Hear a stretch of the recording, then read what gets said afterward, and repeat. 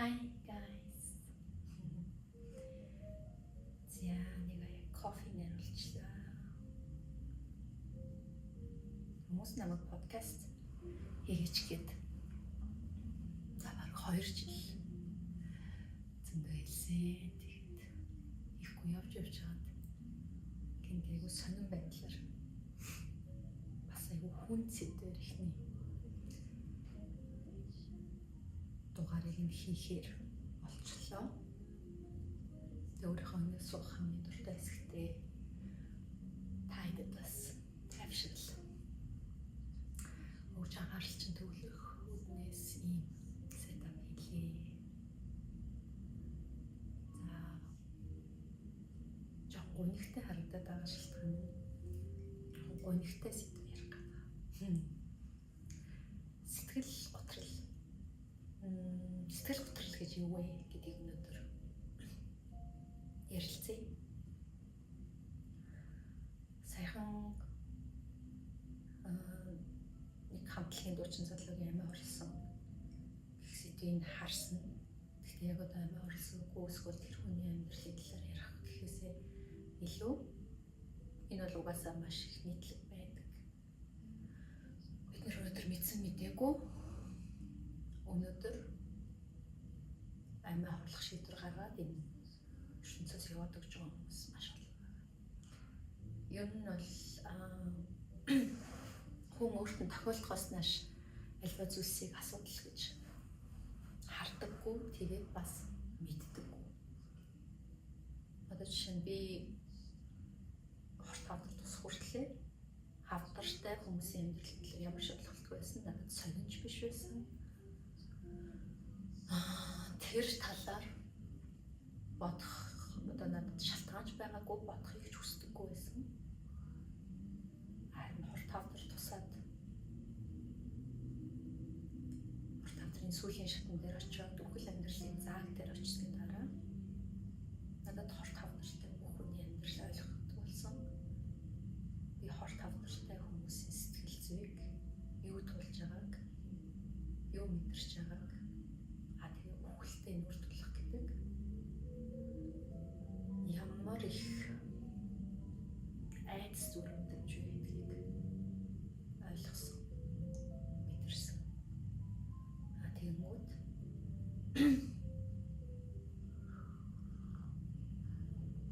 яг үнтэй адилаар сэтгэл готрол гэдэг зүйл бол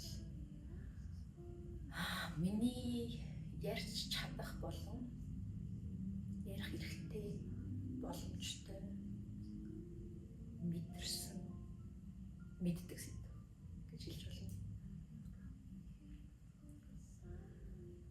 Одоо миний хувьд бол өөрөө би сэтгэл готролтой. За бодъё тий. 25 жил явсан байна. 25 жил сэтгэл готролтой байсан. Гэдгээ би одоо сүүлд 25 жил байсан юм байна гэдгийг олж мэдэх боломжтой болсон. Гэхдээ сэтгэл готролтой би юм шиг байна гэдгийг хизэнээс мэддэг байсан гэхээр 10 жилийн өмнөөс. За би сэтгэл готролтой юм байна штэ. Би чинь ер нь миний сэтгэл өвдсөн юм байна гэдгийг хүлээн зөвшөөрөх хугацаанд тэрийг гадарладаг болсон хугацаанд 10 жилийн хүртэл гэсэн байхгүй юу? Тэр хүртэл би ингээд юусоо тэрийг ойлгохгүй байсан гэсэн үг. Сэтгэл готролтой гэдгийг ойлгодгүй, сэтгэл готрол гэж юу гэдгийг сонирхдаггүй, судлаагүй учраас хүн мдээгүй зүйлээ нэгдүгээр ойлгож чадахгүй, хоёрдугаар хүлээн зөвшөөрөх үзүүлэлтэйгээ тэмцэж тэр асуудлыг шийдвэрлэж чаддаг тийм. Тэгвэл хүмүүс биеийн өвчнийг өвчин гэж хүлээн зөвшөөрдөг мөртлөө сэтгэлийн өвчнийг өвчин гэж хүлээн зөвшөөрдөг байх тал ер нь нийтлэг олон байдаг. Гэтэл миний хувьд одоо маш хүн сэтгэл готролтой тэмцэж олон жил болсон хүний хувьд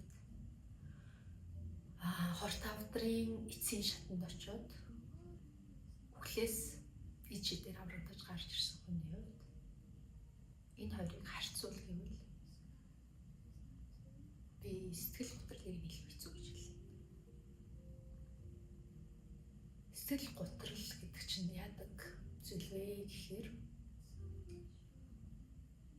таныг үхэлт өөрөө өөрийнхөө амийг авахд амьдрах нь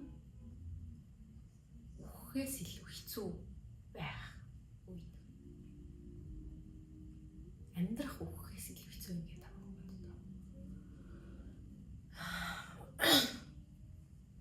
Амьдарч байгаа өдөр болгон ч там шиг санагдах.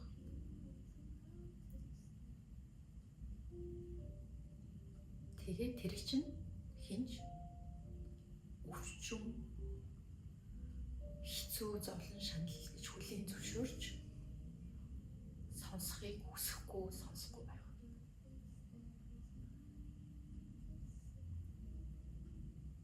Чихэн дээр чинь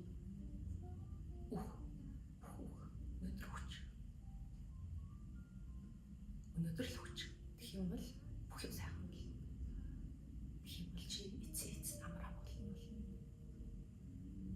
Тэгэх юм бол чи эцээц аз жаргалтай биш юм а гэхэд ядчил энэ солиотой бүхнээс салаад тайван болно. Өнөөдөр хүч. Одоо хүч. Гэж чихэн дээр чинь гэж толгой дотор чинь хилээд байхад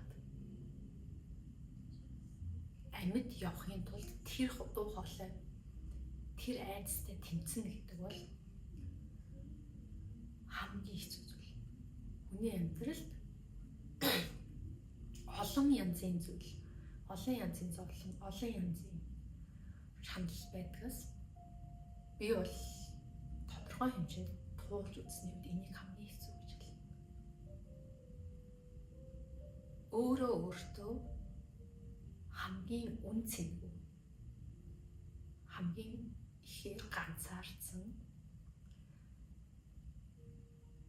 хамгийн хэрэггүй хүн шиг санагдах. Энэ орчлын ертөнцөөс пил яваад өгвөл бүх зүйл сайхан болох юм шиг санагдах.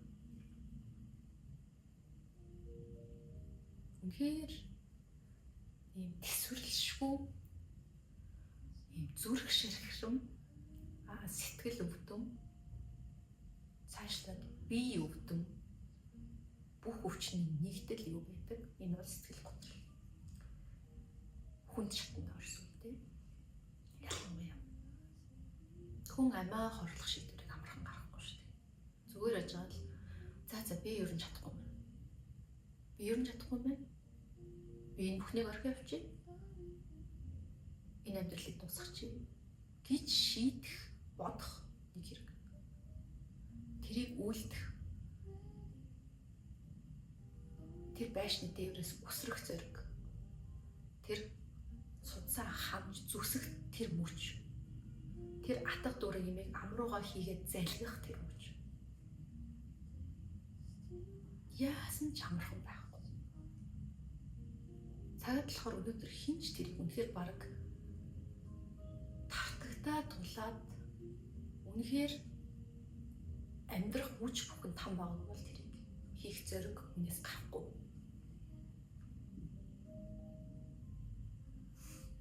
Тийм учраас бид нэр өөрсдөө мэдрээгүй, мэдээгүй, ойлгохгүй зүйлээ амархан юм шиг ярих хамгийн буруу гэж боддог.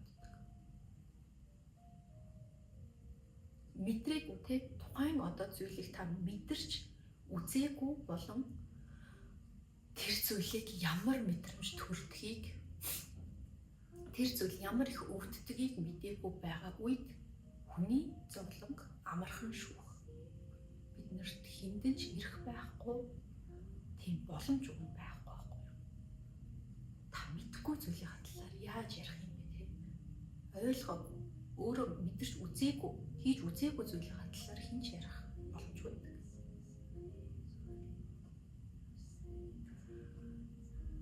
Миний хувьд бол одоо сэтгэл готрлаас болоод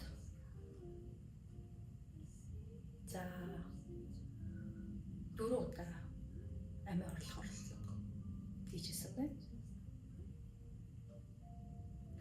2 удаад нь бүр оролдож үзээд бүтлэг бүтсэн байдаг.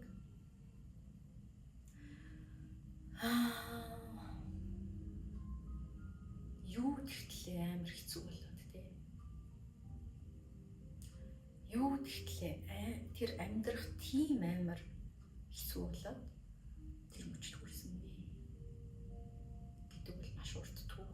Гэхдээ би тэр мэдрэмжийг бол мэднэ.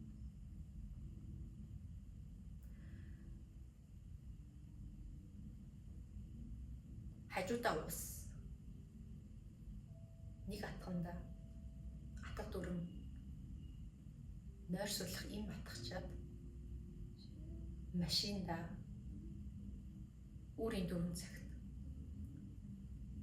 гэгээ орохыг л хүлээж өөрийнхөө гарыг ам руугаа ойртуулахгүй гэж ингээд цусыг нь ботал базаж чичирч уйлж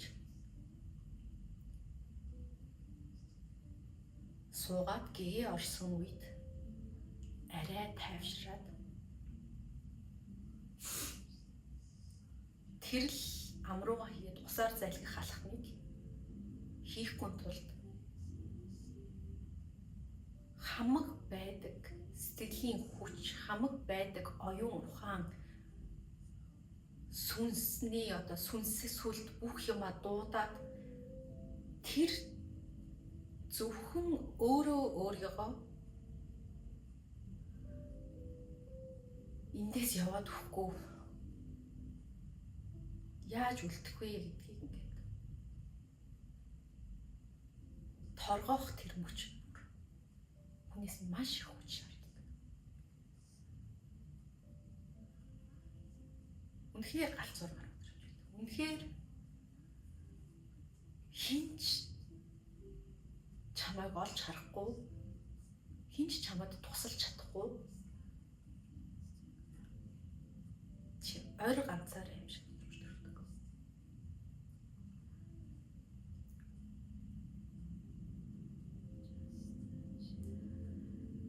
Гэтэл ийм мэдрэмжтэй хідэн хүмүүс өнөөдөр амьдарч байгаа вэ? Чимээгүй байж байгаад яваад өгч байгаа шүү дээ. Хідэн энэ талаар ярьж чадж байгаа, хідэн энэ тал дээр тусламж аваад энэний нөгөө талд гарч чадж байгаа вэ? Хідэн үүнийгээ хүлээн зөвшөөрч чадж байгаа үнэнээр. Үнэндээ өнөөдөр хүмүүс аргацааж амьдарч байгаа шүү дээ. Өдөр өдрийг аргацааж амьдарч байгаа.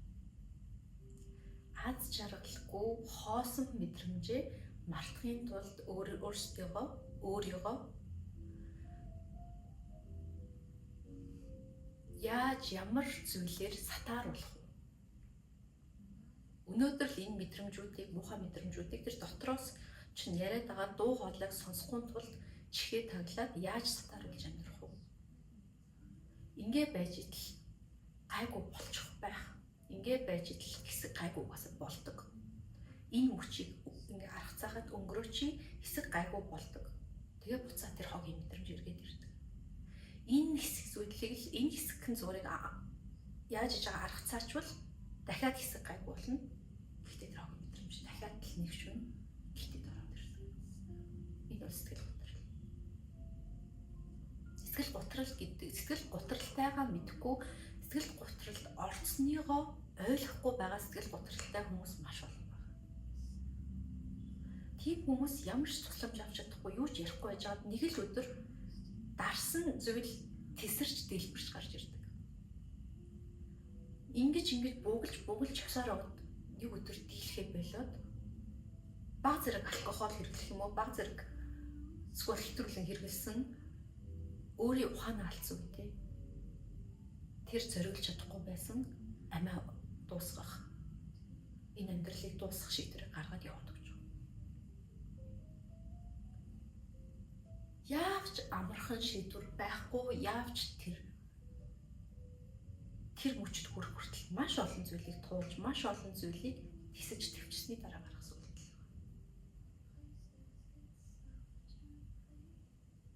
Тэгэхээр өнөөдөр эрэгтэй эмэгтэй гэж ярмааргүй байгаа боловч яг энэ дээр бас ялгаа байдаг.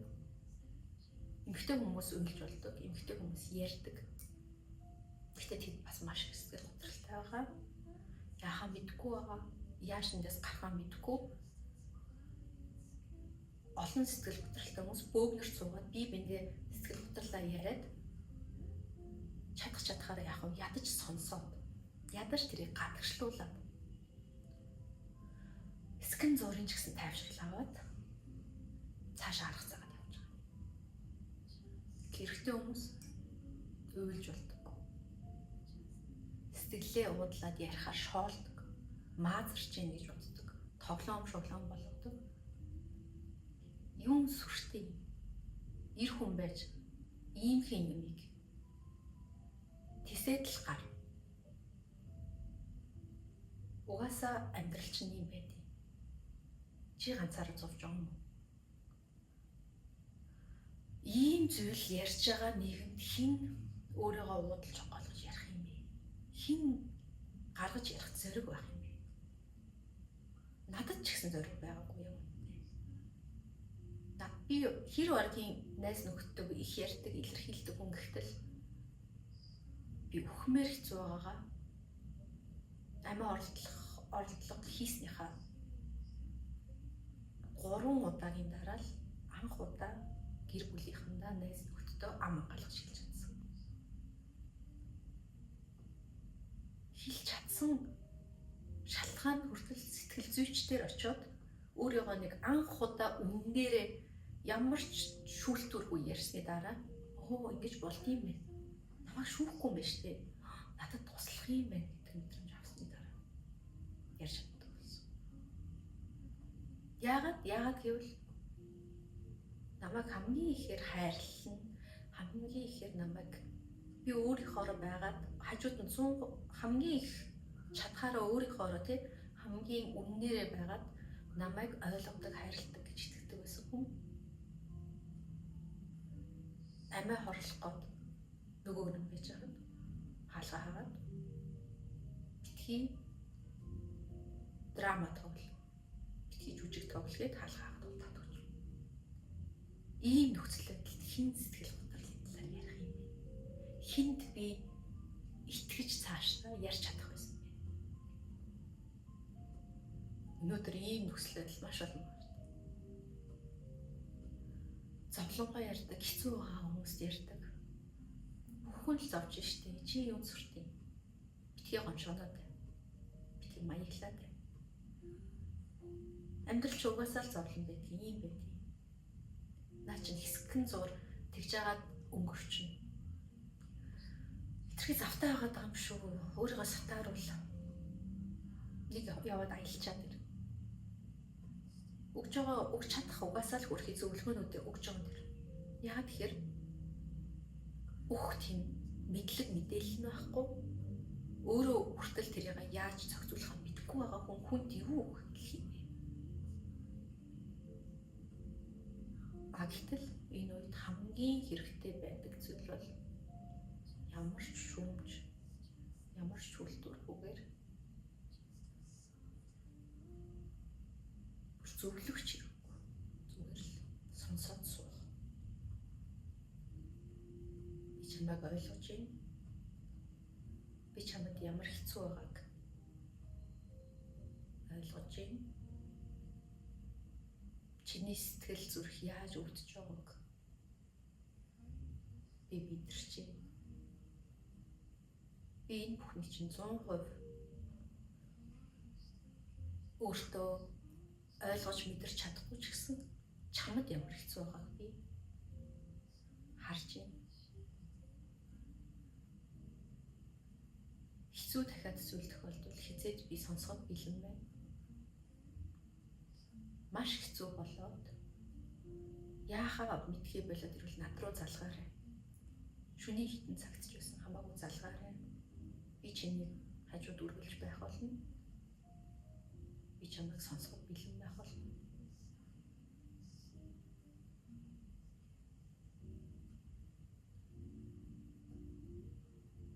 найзтайгаа уулзаад юу вэ? За юу вэ? Амьдрал зүгээр өстэй, дажгүй өстэй, ажил бүх юм сайн өстэй гэж асууж болно. Гэхдээ заримдаа боломж нь бүрдсэн, эсвэл боломжийг нь бүрдүүлээд миний найз ойрын үед сэтгэл санаа нь ямар хөө байна? Бүх юм зүгээр үстэй. Чи надад ямар ч зүйлээ хизээд ярьж болно гэдгийг мэдж байгаа үстэй. Чи үнэхээр давгүй байгаа юу?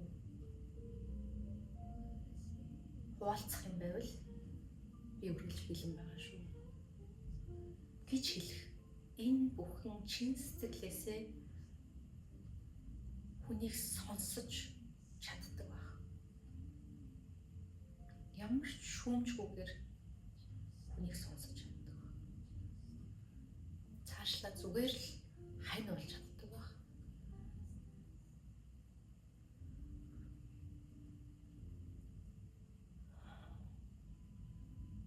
Ганцаараа биш шүү гэдгийг мэдрүүлэх байх. Энэ болгон бол сэтгэл готрлаа туулж явж байгаа хүний хамгийн том тайвшрал, хамгийн том хань. Таны хийж чадах хамгийн наацах зүйл бол энэ л.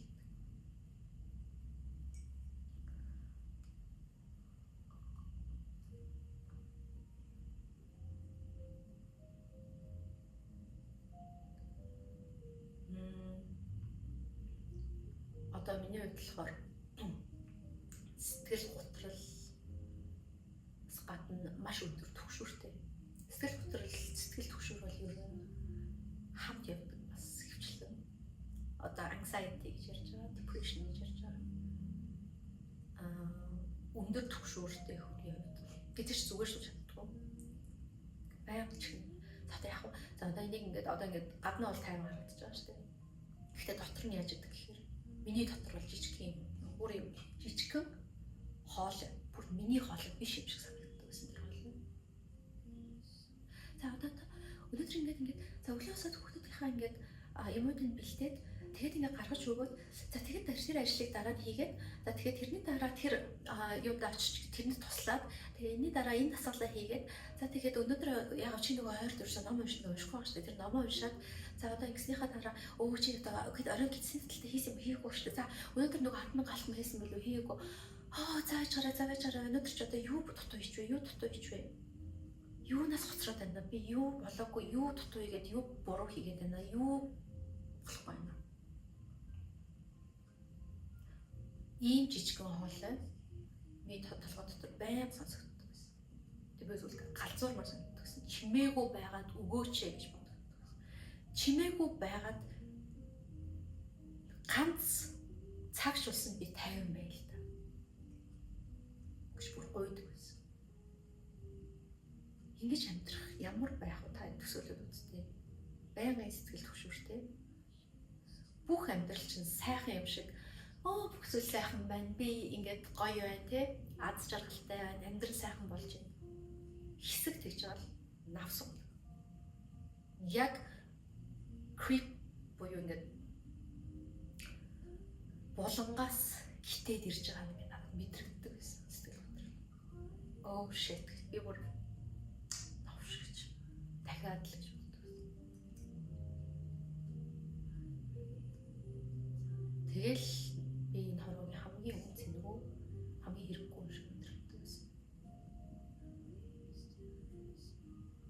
Энэ бүх зовлон шаналл, энэ бүх хэцүүсээс зүгээр л унтаад дахиж хизээж нүдэн нэхгүй бол бүх зүйл сайхан дуусах юм шиг санагддаг надад.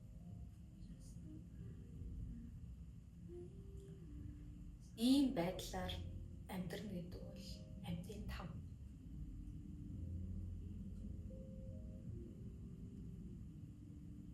Амьд мөртлөө амьдрахыг хүсэхгүй байгаа. Хитэн 10, 20, 30 найзаараа хүрээлүүлээд олон хүмүүс хэдэн зуун хүмүүс чамайг хүндлээд чи хамгийн гоё дээрээ хамгийн үзэсгэлэнтэй хамгийн аз жаргалтай эмэгтэй дүрт тоглоод ингээд байж хахад тэр өдөр орой тэг инээгээд хамгийн хөөрхнөрөө инээсэн зураг дүүрэн постлоод найзуудтайгаа шүнжил инээлдэж хоноод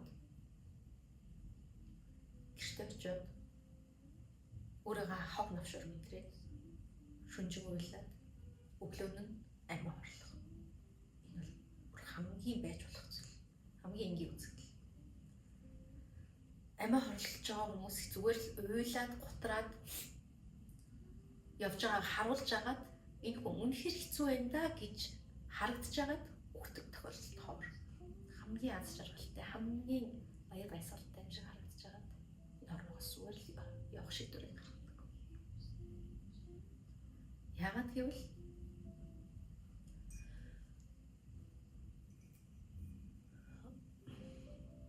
үннээрээ байхад хамгийн хэцүүгээрээ хамгийн гонигтайгаараа хамгийн хогийнороо байх төр хамгийн сул дорой байгааг нь хинч хүлээн зөвшөөрдөггүй. Тэрийг гаргавал хүн бүхэн шүүмжилж, чижилж, даврамжил, гიშгэлэх юм шиг санагдаж байгаа учраас тэр бүхнийг хамгийн сайнаар нууж агаад тэр жүжигний дундаа жүжигээ дуусгах сонголт хийж байгаа. Бүх хүн жүжиг тоглож байгаа. Энэ бол үнэхээр үнэн шүү. Тэрний буруутгах байгаа юм биш. Яг тэгэхээр нийгэмч харгас байхгүй. Маш харгас.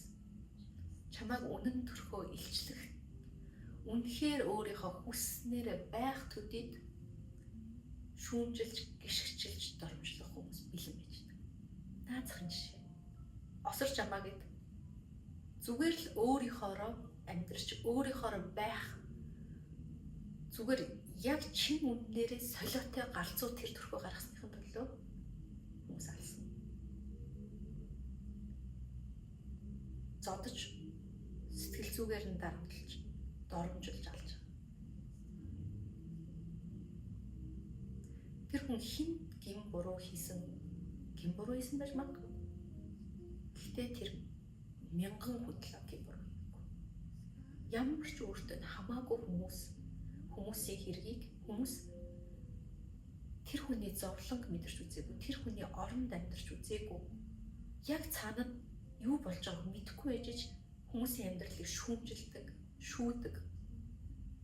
Маш харгас хатуу үгээр доромжилдог. Цаашлаад бүр бие махбодын хүртэл хохирол учруулах хэмжээнд хүрэх. Таны боддоо. Өөрт чинь ямар ч гин буруу үйлдээгүй. Та тэр хүнд ямар ч буян үйлдэж нэмэр болоогүй. Ийм байхад яаж хүний амьдралыг шүүмжилж оролцох эрхтэй гэж та бодож байна. Биднэрт ямар ч тийм эрх байхгүй шин. Тус нэмэр болохгүй бол зүгээр дуугүй байж тухайн зүйлд оролцохгүй байж сурна гэдэг бол маш том хүмүүжил. Аливаа зүйл хизээж харагдах шиг байдаггүй байхгүй. Бүх зүйл харагдах шиг байдаггүй. Хамгийн аз жаргалтай харагдаж байгаа хамгийн төгс амьдралын символ болоод бүх зүйл нь хамгийн сайхан харагдаж байгаа зүйл хамгийн гуйж байдаг. Яг гэвэл бүх зүйл төгс байх боломжгүй. Бүх зүйл сайхан байх боломжгүй. Тэр хүмүүс хуурж байгаа даа ш. Яг гэвэл тэр аливаа хүмүүс гонигтай хэцүү зүйлээ бусдтай хуваалцах алба байхгүй ш. Тэр хүмүүс тийм үр байхгүй. Хүмүүстэй сайхнаа хуваалцах гэсэн л хэрэг. Гэхдээ амьдрал хизээж харагдаж байгаа шиг байдаггүй. Хүн хизээж бас харагдаж байгаа шиг байдаггүй. Сайн хүнийг баг зүсэн чөтгөр бит хүмүүс байдаг. Муу хүн шиг харагдаж байгаа мөртлөө дотор бурхан бит хүмүүс байдаг. Амьдрал нь дивааж мөрөөдөл шиг харагдаж байгаа мөртлөө амьдын там шиг амьдрал байгаа. Өнөөдөр бидний цензураар хамгийн арчаагүй, хамгийн ядуу амьдарч байгаа мөртлөө гэрт нь халуун дулаан аз жаргал дүүрэн гэрэл гэгээ гийсэн оромж гэж байгаа. Юм гэдгийг тэгж өнгөцхөн бодож шүүхтэй. Тэгээд цаашлаад өөртөө энэ зүйл хизээж тохиолдохгүй юм шиг бусдыг дээрээс нь харж доромжлох гэдэг бол хамгийн ухамсаргүй хүний хийдэг үйлдэл гэж би бол боддог. За тэгээд сэтгэл готрал гэдэг зүйлээс би одоо бүр ингээд яг гэхээр баяр хүрээдэг шүү дээ. 25 жилийн дараа анх удаа би сэтгэл готрал гэдэг зүйл надаас ингээ холдож үдгэрч байгааг анзаарч байна. Анх удаа сэтгэл төгшөлгүй амьдрах. Толгой дотор чинь байнга жижигхэн хоолой, жижигхэн шүүмжлэгч хоолой чамайг өгүүлж яшгүй тайван байх гэдэг юм юу вэ гэдгийг анх удаа чинь сэтгэлээс ойлгож байна. Ингэж амьдрч болдог байсан юм уу? Ингэж амьдрдаг байсан юм уу? Хүмүүс ч бүр ингэж амьдрдаг байсан юм уу гэ би өөр ингээд харанхуй нүгнээс гарч ирээд гэрэл харж байгаа юм шиг санагдаж байгаа байхгүй надад.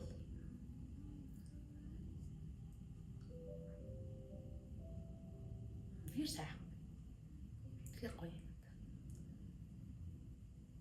Тэгээд өөрөө ингээд идэгрэх тусам өөрөө гоё болоод ирэх тусам бусдын зовлон, бусдын хэцүү байдлыг хараад бас тусалж юмсан гэж боддгийг. Одоо энэ бас мэдээж хүний өг нь хамгийн сайхан зан чанар чинь имрэнгүү бусдыг хайрлаж чаддаг байх шүү дээ. Тэгээд тийм учраас одоо тэр сэтгэл маань ингээд илүү хар муухай орон зай ингээд байх болгоцсон. Тэрний маань орон зайг ихсдэг юм байна л да. Тэг би өмнө нь бясалгал хийдэг байхад бүх зүйлийг туршиж үзсэн гэхээр бясалгалд яагаад би 17 нас хойш тэгж орч ер нь яагаад бясалгал тийм дуртай тэгж дурлсан бэ гэж бодоход ядчил тэр бясалгалыг хийж байгаа нэг цагт миний нөгөө дотор яриад байдаг чихэн дээр шивнээд байдаг муухай хоолой чимээгүй байдаг гэсэн байхгүй юу? Ядчил би чимээгүй болгож чаддаг гэсэн байхгүй юу? Тэр хугацаанд. Тэр өдөртөө ядчил тэр бясалгацсан өдөртөө арай тайван байж чаддаг гэсэн. Тэгээ би бодохдоо би ингэ дандаа юм байх юмсан. Мөн дандаа бясалгаад байж чадахгүй шүү дээ. Дандаа бясалгана гэвэл би тэгээд даяачлаад агууд суугаад явчих байлгүй тийм. Би тийм амьдралыг хүсэхгүй байгаа. Өгөр арга байдаггүй юм бах та.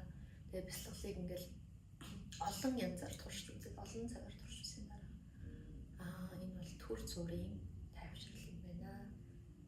Би насан туршийн тайвшрлыг хүсэж исэн. Тэгээ би сүнслэг замналаар нэлийн судалж явж бас үзсэн. Одоо ч гэсэн би сүнслэг зүйлд итгэдэг хүн. Гэхдээ тэр бас надад бүрэн хариу өгч чадаагүй. За тэгээд 2 жилийн сэтгэл засал 64 цагийн сэтгэл засалт явна гэдэг бол ер нь манай сэтгэл зүйч хэлж байгаа хэр орны хүний хийдэг зүйл биш. Маш их төвчээр, маш их тууштай байдал. За тэгээд хамаг идээ бэрээ шахуулчаад тэр шахуулсан идээ бэрэн дээр үсэж байгаа шархаа дахиад маажуулаад тэр өвдөлтийг мэдэрнэ гэдэг бол үнэхээр хэр орны хүний хийгч бас хүсэж зүйл биш байна. Гэхдээ эцэц бүх идээ бэрээ буглааг шахаж дуусаад нэгдүгээр ил гарах Нөгөө талаас хүлээ идэ бэрийг ил гаргах гэдэг бол сэтгэл зүйн асуудалтай юм байна. Надад энэ асуудал байна. Би зовж байна. Энэ надад асуудал болоод байна. Би энийг шийдэх ёстой гэдгийг хүлээж зөвшөөрөх. Асуудлыг хүлээж зөвшөөрөх. Тэгээд тэрний дараа тэр асуудал нэгэнд хүлээж зөвшөөрөгдсөн бол ил гараад ирсэн идэ бэрийг яах юм? Шахах. Өвдөн штэ шахаж байгаа үед чинь маш их өв. Гэхдээ насаараа амьдрахгүй зааг дээр өдөр бүрийг арга цааш амьдрах юм уу? Жил гүрих үү? Жилийн дараа гай болж штэ. Жилэл гүрих штэ сайрна. Тэгэхээр би одоо сүүлд нь бас сайхан мэдээ өргөн жилээс ч богино байх боломжтой гэдгийг сайхан олж мэдлээ. Би бол одоо 2 жил идэ бэр шахуулсан гэсэн үг шүү дээ. Амар хэцүү байсан. Гэр бүлээ самарсан. Гэхдээ би тэгэд одоо бүр тэрнээсээ илүү дотн болсон гэж би бодож байгаа. Маш олон найзууд тавьж өгсөн. Найзууд хайртай гэж бодож исэн хүмүүс. Өөрийгөө гიშгүүлээд л хамт байгаад байсан. Өөрийгөө ашиглуулаад хамт байгаад байсан. Төгсөл байдал болон хүмүүсийг тавьж өгсөн. Ганцаараа болсон. Ганцаараа байх гэдэг чинь ганцаардал биш юм байна гэдгийг ойлгосон.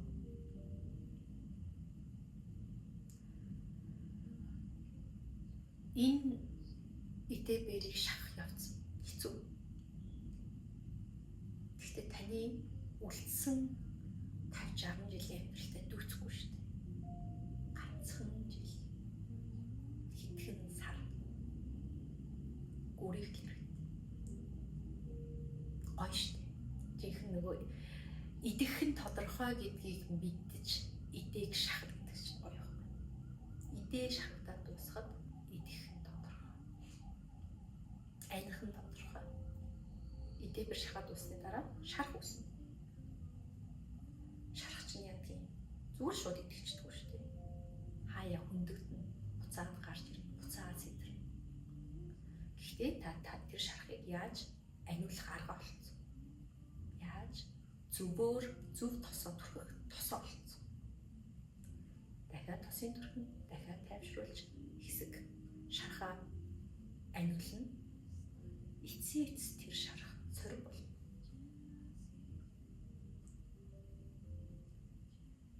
Сориг гэдэг чинь юу юм? Таны надад одоо нэг сориг байдیں۔ Энэ соригоо би арилгахгүй. Энэ соригнуудаа би имзэглэдэг ч. Энэ миний хорт хавдрын химийн тариа хийдэг гэсэн. Энэ дотор төхөөрөмж байдаг гэсэн. Энийг зүсээд дотор нь төхөөрөмж суулгаж буцаагаад аваад ойцсон. Энийг харах болгондоо би энийг яаж ямар гоё давж тулваа тий. Ямар гоё ард нь гарч чадваа. Өөрөөр бахархдаг миний сорив. Тэрнтэй адилхан би сэтгэл готрол ухахыг хүсэж исэн энжээс амьдрахыг хүсэж тэмүүлдэг болсон. Тэр шарах соригоо хараад би бахархдаг. Тэр сорив заримдаа өвдөн бороо орохоор заримдаа яс яганд шиг сорив таталдаг шиг өвдөн. Гэхдээ зүгээр яагаад тэгэхээр би одоо өөртөө байгаа. Би өөрийгөө яаж амархаа мэднэ. Би өөрийнхөө доторх бүх чөтгөр болон бурхныг олж хараад хүлэмжшүүлсэн. Би энтэй яаж ирүүлэхээр тэнцэлдэг юм гэдэг болсон. Яаж тэнцэлдэх гэхээс илүү хамт оршин тогтнохоо ойлгодог болсон гэсэн үг. Тэгэхээр энэ 2 жилийн яриа одоо терапи буюу ярьж одоо хийдэг сэтгэл зас надад бол маш их хэрэг болсон. маш олон зүйлийг ухааруулж, маш олон зүйлийн үннийг хэлчихсэн. Тэгээд энэний дараа хамгийн сүүлд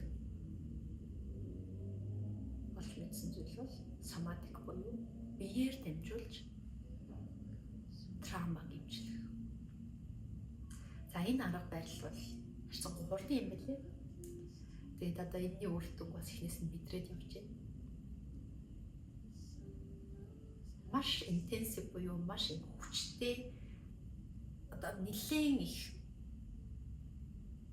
амар нэг час хитл өвтгөөд хурдан имжилдэг арга гэж та бас ойлгож болно. Нөгөөд нь болохоор ингээ илээл багаар шахаал хэсэг амраагаал шахаал хэсэг амраагаал тэгтээ эцээц шахаж гаргаж дуусгах зорилготой тий. Нөгөөх нь нэг дор бүр амар их хитэ бэр шахаад амар өвдөн штэ. Тэгтээ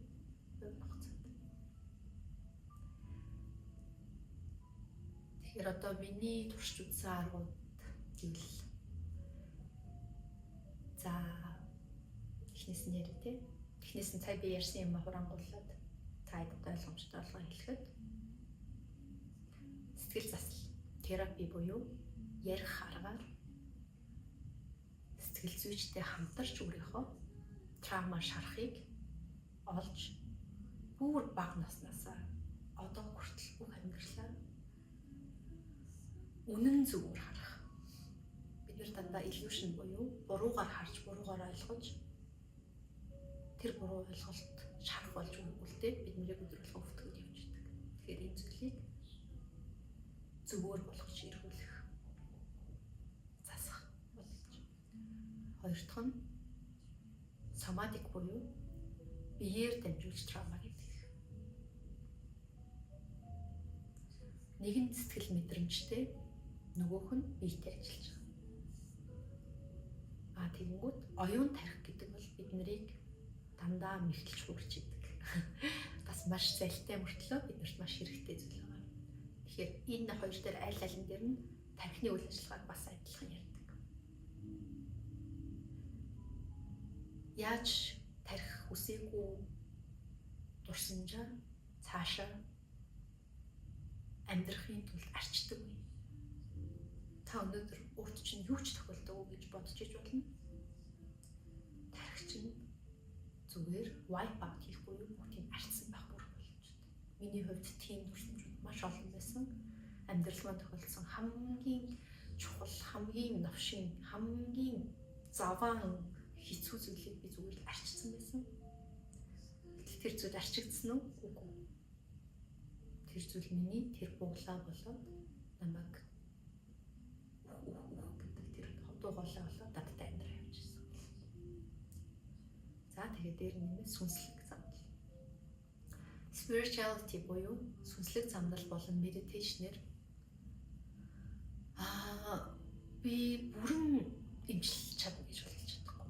Хүн өөрийнхөө trauma болон өөрийнхөө сэтгэл зүйн өвчнийг сүнслэг замдал болон бясалгалаар бүрэн эдгэж чадна гэвэл үгүй гэж хэлнэ.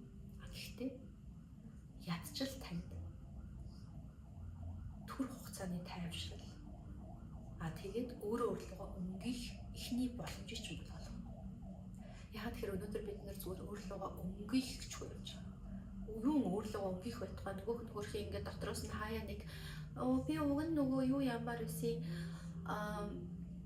нөгөө нэг өдөр амраад уг нь ингээд байгальд гараад нэх гоё ингээд тайван сумаар байгаа байхгүй юу гэд хэлэнгүүт нь юу балараад байгаа. Тийм цаг хаана одоо зүгээр нөгөө нэг юу яа хасан бүтцэнд ажиллаад мөнгө төгрөг болоод тэгээд ингээд дараагийн зөндөө олон бас үр ширмэр гээд амар зөндөө юмуд байна. Юу чиний тэр амарч одоо тэр ном уншиж тэгж кофе ууж суух тийм цаг байхгүй. Би нэг аюу гоё тийм палаж авах гэсэн гэдгсэн чинь юу палаж? Над палаж чимээгүй. Одоо хүүхдүүд чинь тэр сургалтын төлбөр зөндөө барьж байгаа. Чамд юу гэж палаж авч өгч дээ. Өөртөө яаж харцдаг гэхээр бид нэр яг ингэж харцдаг. Жохон хүүхд рүү ям айгүй юм муухай дуу хоолойг нь боогоод зандарч хүсэл мөрөөдөл зоригийг ингэж боомлж байгаа юм шигээр бид нар дотоод хүнийхээ дуу хоолойг үргэлж ингэж таглаж үл ойшоож сонсохгүй байхаа дүр хэсэгдэг. Сонсогдож байгаа шүү дээ. Сонсогддог байхгүй юу? Айгүй олон удаа бид нартай олон зүйлээр ярих гэж оролддог, олон байдлаар биднэрт хүслээ яг юу болох байгааг хэлэх гэж оролддог. Тэр зүгээр л хүлээн зөвшөөрмөрг байгаа. Ягаад тэгэхээр тэрийг сонсчвал тэр хэцүү байгаагаа хүлээн зөвшөөрсөн мөчтөл нуурч болох бэлэн байгаа юм. Арайч нэг юм дэнжинж амьдарч байхад юун тэр зовлон, юун тэр сэтгэл хөдлөл, юун гомдол, юун уйлах. Ингэж амьдарч байгаа үед ядчил өөрлөгөө өнгийгөөд 10 минут бясалгаад дахиад чимээг уулгаад ирэхин цагт дотоод дуу хоолой, дотоод хүний чинь хоолой тооц сонсогдож эхэлдэг. Тэндээс юу болохгүй байгаа, юу үний, юу үнэхээр энэ дотоод хүн чинь хүсээд байгаа, юу үнэхээр чамд зовоогд байгаа гэдгийг арай илүү тооц сонсож чаддаг учраас бясалгал болон сүнслэг зүйлсийг би бас эхлэн байж болно гэж хэлнэ. Гэхдээ төгсгөл нь байж чадахгүй гэж хэлнэ. Тэгэхээр өөрийнхөө эдгэрлийн замналд миний хувьд баг хийж үзээгүй, арга турш үзээгүй зүйл гэж байгаагүй. Quantum House, Clinic House, сэтгэл засал, trauma shocking, биеэр дамжуулах арга барил, бясалгал, ламбуу юу гэдэг те. Бүх зүйлээр, бүх талаас нь судалж үзсэн, бүх талаар нь оролдож үзсэн. Маш хэцүү, гэхдээ маш гоё замнал гэж би хэлээ. Өнөөдөр та сэтгэл хөдлөлтэй байгаа бол гарах арга зам байгаа шүү гэж бодлоо. Гарч чадна. Авралгүй биш. Урт хавцны сүлийн шатн дээр очихлоо. Амьдын там шиг амьдарч исэн. 4 удаа амиа хорлох оролдлого хийгээд 25 жил сэтгэл хөдлөлтэй явсан. Хүний хувьд үхэлтэй нүүр тулж үтсэн хүний хувьд хэлэхэд арга зам байгаа. Ард нь гарч болдго юм байна. Ард нь гарч чадах юм байна. Төвчээрэй гэж бол хэлэхгүй. Төвчээрэй гэдэг чинь амар. Тэнэг. Төвчхийс байхгүй. Битээ төвч.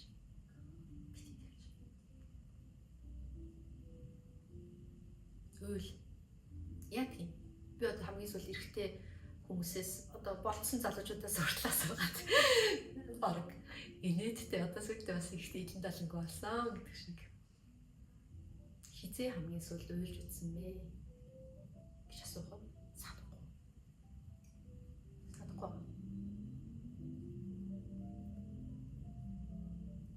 Хамгийн сүүл 5-6 хавтатай юм болов уу гэж хариулсан би бүр амар гонигтай санагдсан.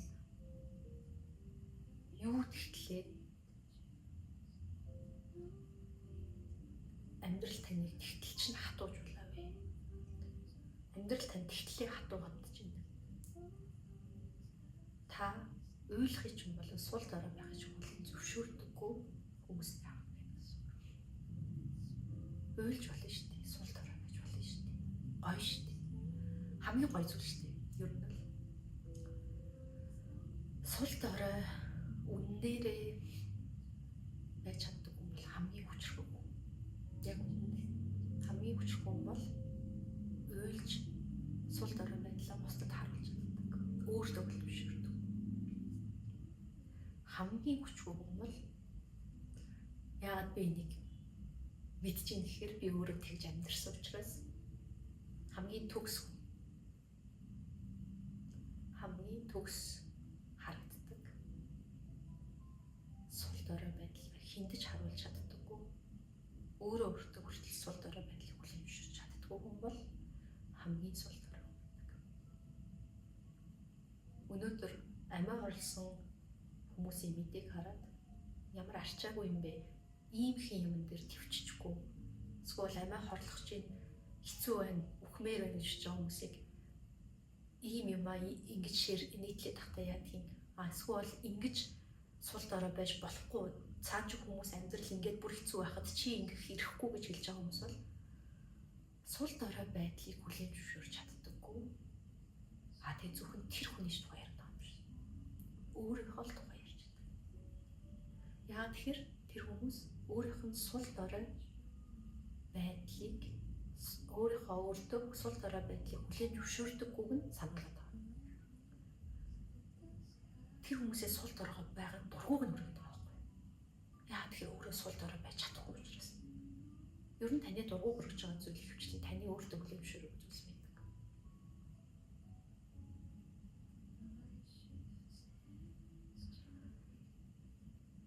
Тэгэхээр жоохон инэрэнгүй байх. Тэгээд туулж үзээгүй. Тэр тухайн хүний цаана амьдралд нь юу болж байгааг мэдэхгүй байгаа үед тус тийм болж чадахгүй бол чимээгүй байж сурах бол хамгийн том хүнлэг, алхам хүнлэг чанар гэж хэлмээрээ. Тэг бие биедээ жоохон хайртай байх хэрэгтэй. Хүний хамгийн гоё зан чанар юу юм бэ биднэрт те? Ер нь эцэст хүн юу хүсдэг юм? Бид нар ингээ бие биенээс айгүй өөр гэж өөрсдөө боддог. Энэ бол бата, энэ бол дулмаа, энэ бол инжээ, энэ бол цогоо гэж боддог. Яг үнэндээ бид нар уудын чанартай яг адилхан хүмүүс. Нэг л зүйлийг хүсдэг. Ойлгогдох, хайрлагдах, хүндлэгдэх энэ бүх нэгний үгээр хэлбэл хүлээн зөвшөөрөх. Би энд байна. Би энд байна. Намайг хараач. Намайг сонсооч. Намайг ойлгооч. Намайг хайрлаач гэж л хүсэж байгаа. Дотроо 5 настай, 9 настай, 10 настай, 3 настай жоохон хүү охин хിവэрээ тийм л хөөх ингэ зүгээр л наана том дүр хэсгэж том зүйлийг ингэ гадна талдаа юм харагдаж байгаа байдал нь том болоод том хүн шиг ингээд дүр тоглож сурцсан болохоос биш зүгээр л хайрлагдаж хүлээн зөвшөөрөхийг хүссэн жижиг охин жижиг хүү л байгаа. Одоо би ингээ хүмүүсийг гадар явж байгааг харах надаа нөгөө өөрөө идэгрээд хэлсэн чинь дандаа юм жоохон охин хүүхдүүд охин ингээ бандэр харагдаад тэг ингээ зам дээр уурлаад ингээ чигнаалж байгаа нэг юм жоохон банд машины хасацсан яваач яа гэсэн чинь нөгөөх нь ингээ нөгөө цанхаа гарч ирсэн ээ. Юу вэ наад машинаар ингээ юугаа бити урдуур шахаад байгаа чи ста нэр замын хөдөлгөөнд оролцож чадахгүй бол ингээд больчих хэрэгтэй байхгүй та нар манар гэдэг ингээд үгэлж байгаа одоо ихч байлаа гэж бодоход. Үгүй би явахгүй. Чи өөрөө миний урдуур шахсан. Ер нь бол яг үнэндээ. Яа яа үнэндээ. Яач гэхдээ яг үнэндээ ийм л байдаг. Яг үнэндээ бол бид нар зүгээр л хүлээн зөвшөөрөгдөж хайрлагдахыг хүссэн. Жохон бахтай авч чадаагүй хайраа өнөөдөр хайж явж байгаа. Жохон бахтай зөвшөөрөгдөггүй. Тэр дэлгүүрийн лангуунд ирэх машин хүүхэлтийг авахыг хүссэн. Тийм л зүгээр л энгийн сайхан хүмүүс биднэрт хайрлах энерги сэтгэл хамгийн гоё чадвар байдаг. Тэгээ бид нар бусдыг бүрэн ойлгох чадaltaй. Эсвэл бид нар бусад хүмүүсийг ойлгож инэрч чадна, уучлж чадна. Сэтгэлдээ багтааж чадна. Өөрөө өөрийгөө ойлгож, сонсож, хүлээн зөвшөөрч, хайрлаж чадна. Тэр хэмжээгээр бид нар бусдыг яг тэр шигээ шүүхгүйгээр хүлээн зөвшөөрч, ойлгож чаддаг, хайрлаж чаддаг бол. Тэгэхээр амьдрал гэдэг бол богинохон үлдсэн амьдралаа утга учиртай өмнөр амьдрасаа ухах зэхийн зааг дээр бити амьдрасаа би өөрөө тэгж амьдарч явсан хүний хувьд ямар хэцүү гэдгийг мэдж байгаа учраас бити тэгж амьдрасаа. Тэгж амьдарч байгаа хүмүүсийг ойлгож байна.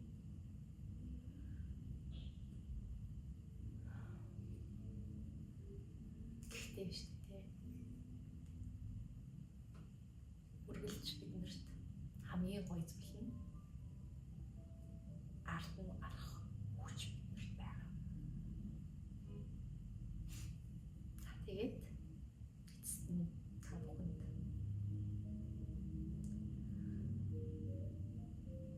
өөрөө өөрийгөө байгаагаар нь бүтэн гэж мэдрэх. Гаднаас ямар ч хайр хүлээн зөвшөөрөл хайхгүйгээр өөрөө бүтэн. Өөрөө